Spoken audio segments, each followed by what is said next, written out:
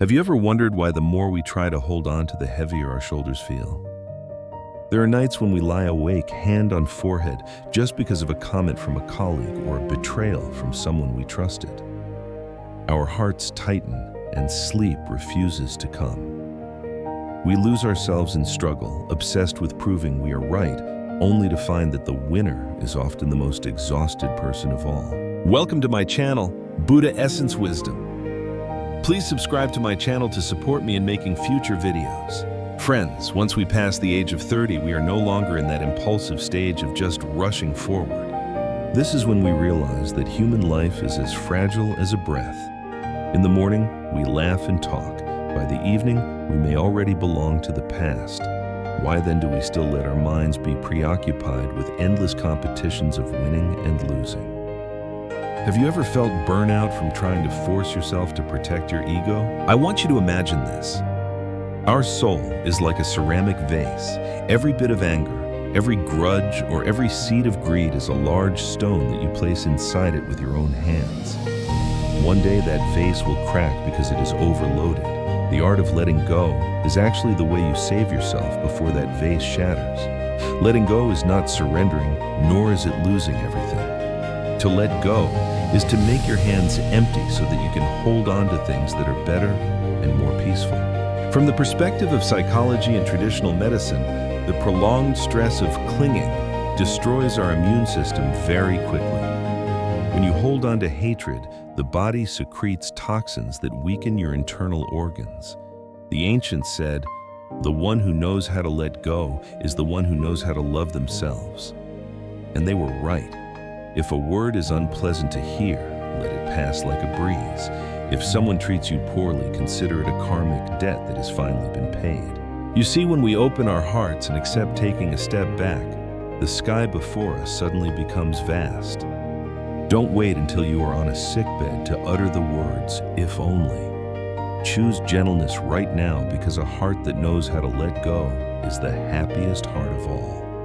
Friends, after learning to let go of worldly burdens, we need to return to the place closest to us, yet the place that tests our character the most, our family. There is an ironic truth I often see in life. We find it very easy to smile and be tolerant towards strangers, yet we are incredibly harsh and quick-tempered with those we love most. Have you ever felt regret right after venting anger on your parents or spouse over a trivial matter? I want you to imagine this. Our family is like a spiritual garden. If every day we only sow seeds of blame, coldness, or a massive ego, how can we harvest the sweet fruit of happiness? Many people go searching for peace in distant temples or long retreats, but they forget that the greatest and most authentic practice center is their own home. After the age of 30, having faced enough stumbles, we begin to understand that cultivation is not something overly lofty. Cultivation is how you treat the bowl of rice your parents cooked. It is how you listen to the nagging of a spouse with empathy instead of responding with bitterness. The Buddha taught that serving one's parents is the same as serving the Buddha. When you know how to yield in an argument and restrain a moment of anger in front of your loved ones, that is when you are practicing the Buddha's teachings in the most practical and profound way. From a practical viewpoint, the family is the cradle that nurtures each person's energy.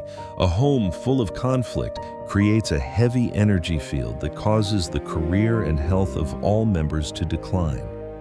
Conversely, a person who knows how to cultivate the heart in their interactions using kind words to warm each other's souls will naturally generate merit. That merit not only protects you, but also provides shade for your children in the future. Remember, relatives come together in this life because of deep karmic ties. Don't wait until parents are old and frail, or until the home is broken to start learning how to love. Every time you choose silence to maintain harmony, every time you choose to forgive the flaws of a loved one, you are accumulating immeasurable merit.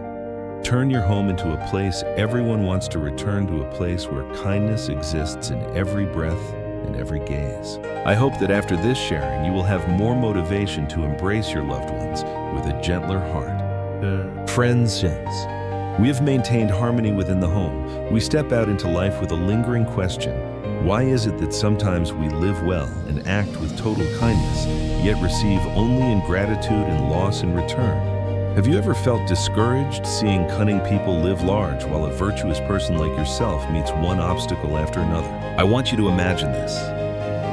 Sowing the seeds of merit is like planting a great ancient tree. You cannot sow the seed in the morning and demand shade by the afternoon. The law of cause and effect always operates with absolute fairness and precision, but it needs time for the right conditions to align. Do not let your faith be shaken just because you see an evil person prospering. Their bad fruit simply hasn't arrived yet, and their old merit is gradually running out. Likewise, the good deeds you sow today, even if not immediately visible, are quietly accumulating like drops of water in a jar. Looking back on many years of reflecting on Buddhism, I see that true kindness is not a commodity for exchange. If you do good only to hope for praise or repayment, it is just a transaction. When you receive no response, you will bring suffering upon yourself. But when you live well simply because it is your nature, because you choose a noble lifestyle, then the peace in your heart is the greatest reward. Being a good person ultimately is not a performance for the world to see. It is so that every night when you lie down, your heart is not ashamed, your mind is light, and sleep comes peacefully. Merit is like a small underground stream. You might not see it on the surface, but it is silently nourishing every branch and blade of grass around your life. At the perfect moment when the conditions are right, the seeds of kindness you sowed years ago will bloom brilliantly, bringing you unexpected help and luck you never imagined. Therefore, I hope you remain steadfast on the path of goodness you have chosen. Do not let someone else's darkness extinguish the light of kindness in your heart. The universe has eyes, and the law of cause and effect does not miss a single beat. Your job is to live sincerely. Leave all other arrangements to the heavens. Friends, life is not always a bed of roses. There will be times you encounter people who treat you terribly. There will be times you suffer injustices that seem to reach the sky. Have you ever felt suffocated when your sincerity was trampled upon? In those moments, we often tend to want to strike back to blame and to see them pay for what they caused. But I want you to imagine this. Our soul is like a clear blue lake. If you keep holding on to hatred and resentment, it is no different than throwing handfuls of black mud into your own lake. What is the result? The other person might be fine, but your own lake becomes murky and foul. In Buddhism, we call people who cause us difficulties adverse conditions. But if viewed with the eyes of wisdom, they are actually bodhisattvas of adversity, coming to help us practice patience and expand our compassion. From a practical perspective, if everyone in this life was good to you and everyone praised you, how would you know the limits of your patience? How would you learn to be tolerant? A lotus flower is beautiful because it grows from the mud. A noble soul is one that has passed through storms yet remains gentle. Therefore, instead of wasting energy on hating, learn how to forgive. I know forgiving someone who hurt you is the hardest thing in the world, but remember, forgiveness is not because they deserve it. It is simply because your soul deserves peace. When you hold on to hatred, you are chaining yourself to that person with an invisible shackle. Wherever they go or whatever they do, you are dragged along by negative thoughts. Only when you truly offer forgiveness and let go does that chain break and you finally become free. Forgiveness is the most precious gift you give to yourself, helping you escape the dark room of suffering to step into the light of serenity. Don't let the injustices of life wear down your compassion. Treat every adversity as a whetstone that helps the gem of your soul become clearer and more precious. When your heart is as vast as the ocean, a handful of salt from resentment thrown in cannot make your fresh water salty. And friends, after passing through the lessons of letting go and forgiveness, we touch upon an obvious truth that we sometimes forget in our busy lives, the miraculous connection between the soul and the body. Have you ever noticed that after a heated argument or a long period of anxiety, your body becomes exhausted, your head aches, and your breath becomes shallow? I want you to imagine this. Our body is like a sophisticated machine, and the mind is the operator. When the operator is constantly in a state of stress, anger, or calculation, the machine will quickly become overloaded and break down. Conversely, when you live with compassion and use kindness as your compass, every cell in your body is nourished as if by a cool, fresh stream.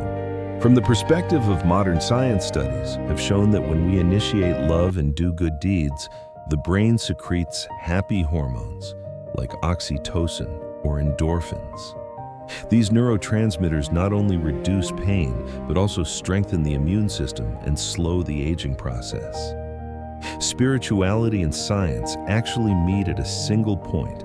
A soul full of hatred and anxiety is the fastest poison that destroys health. A virtuous lifestyle is the most precious tonic that no amount of money can buy. After the age of 30, health is no longer a given.